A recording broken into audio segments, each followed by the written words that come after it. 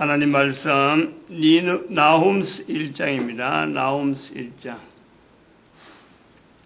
1절에서 끝절까지 말씀 교독합니다. 1절 말씀 제가 먼저 받들어 봉독드립니다.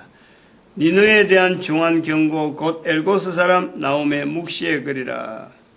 여호와는 투기하시며 보복하시는 하나님이십니다. 여호와는 보복하시며 진노하시고 자기를 다스리는 자에게 보복하시며 자기를 대적하는 자에게 진노를 품으십니다.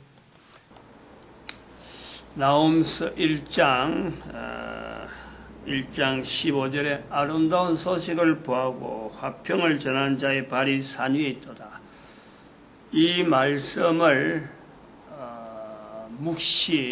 나훔스 묵시, 이 말씀을 묵시적인 해석하는 입장에서 요한 계시록을 해석하듯이 해석하면은요, 나훔스 1장의 1절에 있고 또 2절, 3절로 내려오는 이 내용이 바르게 해석된다니까. 지금 1장 15절을 내용을 해석하지 않고 여호와는 투기하시며 보복하신 하나님이시니라 이 해석을 바로 들어가면은요, 우리가 지금 판판이 지금 잘못 해석하고 있는 그 현상이 나타나는 거예요. 하나님은 하시는 일 자체가 7절에 보니까 그는 자기에게 의뢰하는 자들을 아신다. 또 하나님은 다른데 한편에서는 하나님은 자기의 백성들에게 알리지 않고는 일을 하지 않거든요. 우리가 되어지는 모든 일들은 다 알려놓고 하는 거예요. 그리고 열방의 선자도 오늘날 2012년 그때부터서 대한민국 열방의 선자다 이렇게 하지 않는다는 거예요. 흔적이 있다는 거예요. 그리고 또 한편으로는 11절에 있는 대로 여호와께 악을 꾀하는 한 사람이 너희 중에서 나와서 사특한 것을 권하노다. 누구를 겨냥하느냐? 저는 이걸 2014년에 대한민국을 방문한 교황을 지칭하고 있는 거야. 그 한 사람이라. 그렇게 지금 계시로 보고 묵시로 보겠다는 거예요. 이 내용을. 그런데 이 15절을 하지 않고는 이 1절부터 나오는 니느웨에 대한 중한 경고, 이 어떤 의미 자체를요, 우리가 전혀 다르게 보는 거예요.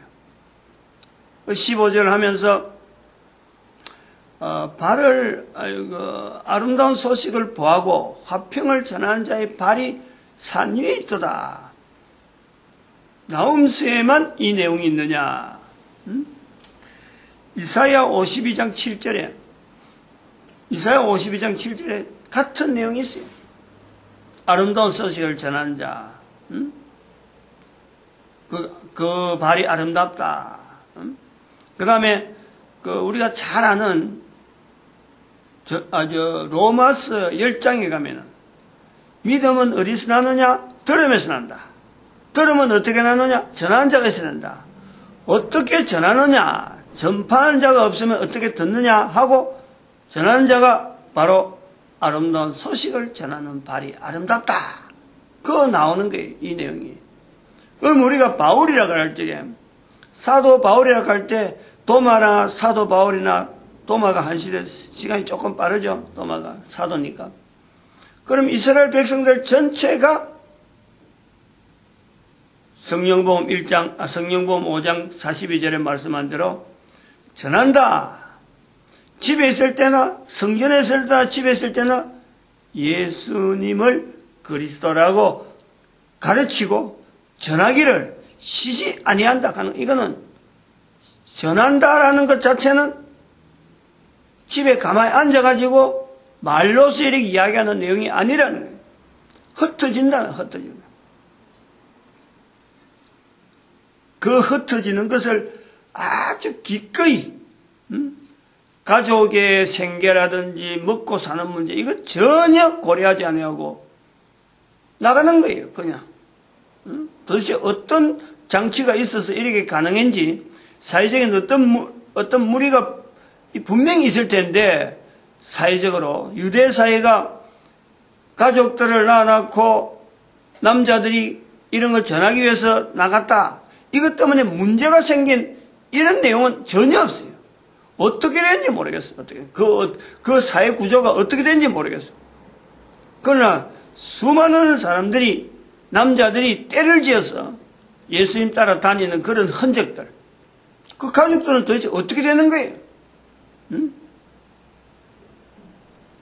이런 사회 문화가 분명히 존재하고 있는데, 사회 문화라고 하죠. 문제라고 하지 않냐고. 그 속에 대한민국에 복음이 전파되었던 이 과정을, 제가 동서문화교류에서 유태인길이라고 일부러 이야기하는 거예요. 유태인길이야. 그 길은 유태인들이 만들어 놓은 길이다.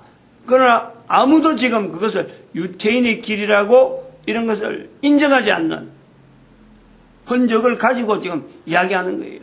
유태인이 아니면 도무지 그 길은 형성되지 않는다. 그 형성된 길이 바로 바벨론에서 인도로, 페르시아에서 인도로, 또 페르시아에서 또 중동까지 연결하는 것도 뭐 어차피 그거는 자기들 나라니까 그거는 길이 나오는 거고, 인도에서 미얀마로, 미얀마에서 중국으로, 중국에서 상해 쪽으로, 중국의 보주라고 하는 어떤 마을에서 또 어떤 거점을 거쳐서 이동 거점이 있단 말이에요. 이동 거점이 동쪽으로 이동 거점이 있어서 중간쯤 또 왔다가 그 다음에 상해로 가는, 바닷가로 가는 거예요. 그러면은 상해로 오면은 신라 초기 가야국이 형성될 때, 신라가 형성되기 전이니까 그때 빈번한 이 인적 교류, 사람들이 많이 이동이 있었고, 이동이 많았고 물적인 상황이 굉장히 많다. 물적인 상황, 이동, 이런 거 통행 문제는요, 제 이렇게 말하는 것보다도 훨씬 확실한 물적인 근거가 있다는 거예요. 가야 지역에서 출토되었던 어떤 동전 계통이 있어요. 동전. 소위 말하면 우리가 돈이라고 하잖아요. 동전. 그 동전 계통에 나오는 어떤 화폐인데, 엽전이란 말이에요. 엽전이 중국의 한나라의 왕이, 우리가 1세기를 할 때 그때에 통용되었던, 잠깐 통용되었던 그 돈이 거기서 나왔다는 거 아니에요. 뭐 이거는 부정할래야 우리 기독교로서 이렇게 밝히지 않아도 사회가 이미 다 알고 있는 내용이에요. 얼마나 활발하게 가야 시대에 중국과 교류가 많았는지는, 이거는 뭐 일반 사람들이 더 잘 알아요. 더 역사학적으로 들어가면 자료가 더 많다니까. 근데 그 돈들이 오가는 것을 우리는 이 성경에서 유태인이다라는 거예요. 단지 단순한 물물교류가 아니다, 이 사람들은. 바로 이 나홈서 1장 15절에 있는 아름다운 소식을 전하기로 갈망하면서 자기들이 살던 서쪽에, 지금 우리 동쪽에서 보면 서쪽이잖아요. 서쪽에서 볼 때 땅끝이라고 하는 그 곳을 향하여 예수님의 구세주 되심을, 그리스도 되심을 알린다. 알리러 왔다. 알리려고 하는 그 열심이 대한민국까지 왔다는 거예요. 저들이 왔다는 거예요. 상인들이, 중국과 관계된 상인들이 전부 다 유대인이라고는 볼 수 없어요. 당시에 김해 지역에서 왕성했던 전부 다 유대인이라고는 볼 수 없어. 그러나 유대인이 그까지 왜 왔느냐라는 것은 분명히 예수 그리스도에 의한 복음에 관계가 된다. 자기들끼리 메시아를 기다리겠으면요, 동쪽으로 안 와요. 동쪽으로 올 필요가 없지. 메시아를 기다리면 자기 땅으로 가야지. 저들이 메시아를 기다리려고 하는 그런 작정이었다면은 유대 땅 베들레헴에 가 있어야죠.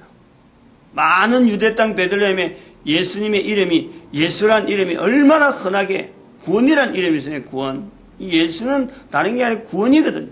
흔하고 흔한 거예요. 흔하고 흔한. 그걸 막연히 기다리려고 했으면 걸러 갔죠. 그러나 기다리던 그 메시아가 왔다는 소식에 아름다운 소식을 보하고 화평을 전하는 자의 발이 산 위에 있도다. 이 말씀이 자기들에게 임하는, 그걸 자기들이 지금 체험하는 거 아니에요. 미얀마 그 1척짜리, 5척 그 길을, 산길을 헤매고 다닐 때, 저들이 그걸 오르면서 아마 땀을 씻을 때, 분명히 저는 이 구절을 염두에 뒀다 보는 거예요. 이 구절에 의해서 힘을 아마 받았다 싶어요. 그렇게 보는 거예요. 이사야에서도 언급되어지는, 이사야가 나오기 전에 나옴이 조금 앞설 거로 보는데, 이런 그 전도자의 발걸음에 대한 이 분명한 문화, 이스라엘 사이에 있는 이 문화, 이를 통해서 우리 대한민국의 복음이 오래전에 1세기 때 벌써부터 김수로 왕 때 나왔다. 김수로 왕도 한반도에 고착된 토착 사람이 아니에요. 이 우리가 잘 생각해야 돼. 김수로 왕, 황오, 허자나 우리는 성으로 허씨라 보는데, 성으로 김씨라 보는데, 성으로 김허 불려지는 것은 요즘 와서 우리가 허씨 김씨라고 불러서 그렇지, 당시에는요 이게 전부 다 직분하고 관계돼요. 그 사람이 사이가 관계된다니까. 금을 다루는 수로왕이란 말이에요. 금을 다루는, 쇠를 다루는 수로왕이란 말이에요. 그래서 김이 붙는 거예요. 쇠김. 황금을 다루는 수로라는 사람이라는 거예요. 그럼 이 사람은 유태인인지 아닌지는 분명하게 우리가 알 수 없지만은 어느 족속이냐. 이 사람은 어제 내가 저한테 잠깐 이야기했지만 흉노족이 아니겠느냐라는 거예요. 북방계예요. 북방계. 북방에서 바벨론 쪽으로 내려오는 그 여러 가지 이동 과정에서 하나의 이 사람들이 트루키인이라 무슨 그 이름으로 흉노족을 다르게 부르는 게 있는데 이름이 있어요. 어쨌든 유대인도 아니고 유대인 계통이 있으면서 흉노족으로 됐는지 모르지만 아무튼 이 사람은 바벨론에서 내려온 사람은 아니라니까. 김수로 왕은 그래요. 그러면 허황옥은 뭐냐? 바로 말씀 계속 드리지만 무당이라고 불리는 거예요. 우리는 지금 무당 가면은 아주 그 하찮은 거로 보지만은 당시에는 이 무당이라 부르는 사람은 중국 계통에서 불렀고 인도에서 흘러온 고급 브라만 계통이라. 브라만 종교인이라는 거예요. 종교인. 중국에서 볼 때는 종교인, 인도에서 건너온 종교인 이렇게 보는 거예요. 인도에서 보면 종교인은 어마어마한 높은 벼슬에 있는 사람들, 그 사람들 중에서 유대인과 같이 이동한 사람. 그러다가 보주 지역에서 거주했기 때문에 허황옥에 비해 보주태우라고 적힌다니까. 보주태우라고. 이 어떤 버릴 수 없고 지울 수 없는 분명한 흔적이 보주라는 글자가 남아있다. 그걸 가지고 지금 붙잡고 있는 거예요. 김수로 왕과 허황옥의 결혼은 우리나라 역사 가운데 분명하게 그거야 우리가 이야기 안 해도 더 잘하는 거예요. 근데 이 보주태우라고 하는 이 허황옥이가 인도 사람이다. 아유타국의 공주다 하는 이 내용을 근거로 해가지고 불교로 버려. 인도에서 왔다가 무조건 불교로 버린다. 이거 우리가 그리 돼 있는 거예요. 우리나라 역사를 자세히 보면요. 백제에 신라보다 백제인데, 백제 쪽에도 불교가 전파한 사람이 인도의 무슨 성이다. 이래 들어가는 거예요.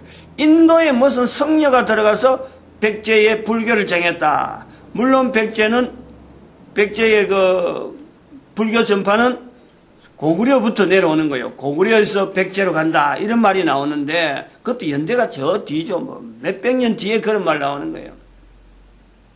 그 전에 고구려에서 백제로 넘어가는 그 불교 전례에 그보다 훨씬 앞에 백제의 불교를 전파한 사람이 있다. 인도에서 성녀가 왔다라는 거예요. 이런 내용 잘 우리가 이야기를 해야 돼요. 지금 선포되고 난 이런 내용 다음에는 이런 흐름을 잘 이야기해라. 그때의 백제의 인도에서 한 성녀는 사실은 아유타고에 공주되어지는 이 허황옥하고 관계가 되어지는 그 계열이 비슷하다니까. 비슷해요. 조금 더 설명하면 인도의 불교라는 건요, 석가가 500몇 년, 석가가 622년에 BC 622년입니다. 공자가 611년이고, 달라요. 한 10년 정도 차이밖에 없어요, 그게는.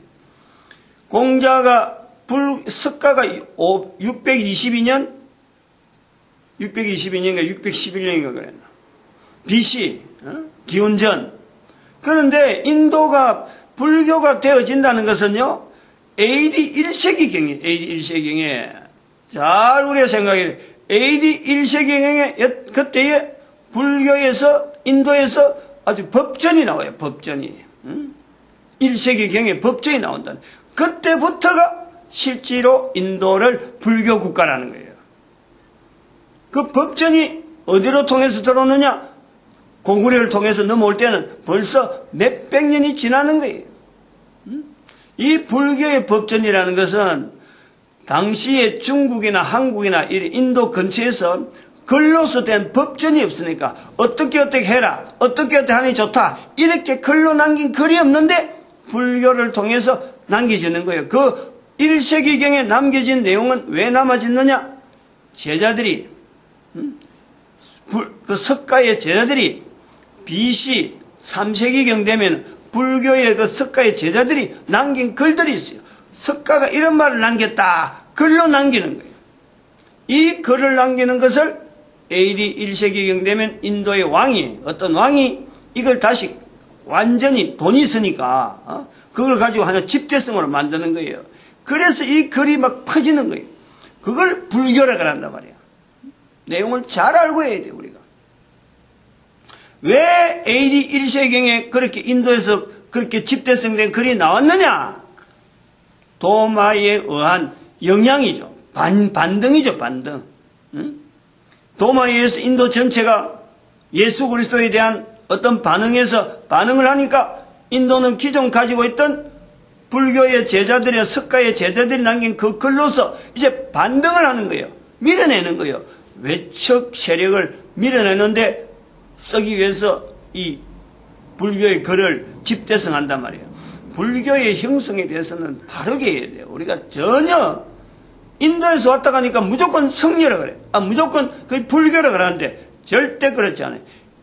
백제에 들어간 성녀도 결국에는 인도에서 복음을 전하기 위해서 넘어온 어떤 기독교적인 영향이 있지 않았느냐 볼 수 있단 말이에요. 그것도 개연성은 있다. 그건 분명하지 않으니까, 분명하지 않지만은 개연성은 있다. 왜 그러냐면은 허황옥 왕비가 죽을 때 아들이 4명인가 해서 낳았는데 그 2명에게, 아들 2명에게 성녀가 되라 라고 말하는 거예요. 아주 특이한 내용이에요. 왕이면은 왕의 개성을 내야 되는데 이 왕을 개성하는 그 아들에게 나타나는 거고 성녀가 되라 라고 유언을 남긴다니까. 이 글로서 기록되어 있어요. 자료로 남아있다니까. 내가 그러는 게 아니라니까.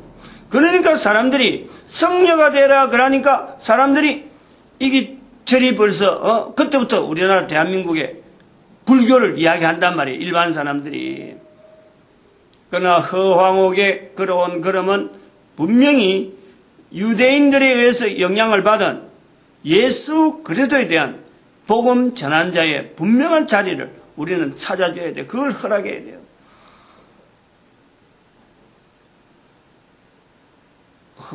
김수로 왕과 허황옥의 그 결혼 사실에 대해서 참 역사적으로 관광 자료로 가고 이라는 거 우리가 철저하게 우리가 막아내야 돼요. 막아내야 되는 게 그 허황옥의 그 내용이 김수로 왕과의 그 결혼에서 남겨진 그 그림들이 요즘에서는 글로서 우리가 참 예수님의 하신 일을 나타내지만 그 당시에는 예수님에 대한 글이 없던 시대래요. 나중에 남는지 일이 우리가 성경 읽는 것은 나중에 도마가 전하는 그 복음 내용 그거는 성경에 없던 내용이에요. 그런 내용을 성경에 없는 내용을 우리가 나중에 지금 우리가 성경을 보고 있지만은 그 내용을 몸으로 전한 데는 오병이의 사건이요. 그 보주태우라고 하는 허황옥의 왕릉비에 가면은 그 비에 허황옥의 비에 가면은 그림이 있어요. 그림이. 그게 바로 오병이어를 나타내는 그림이란 말이야. 오늘도 여기까지 또 해야 되겠네. 또 그런데 뭐 빨리 하려고 얼른 들어왔는데도 불구하고 이 정도밖에 못했는데 또 계속 하도록 합시다. 마칩시다. 할렐루야. 함께 하심에 감사합니다.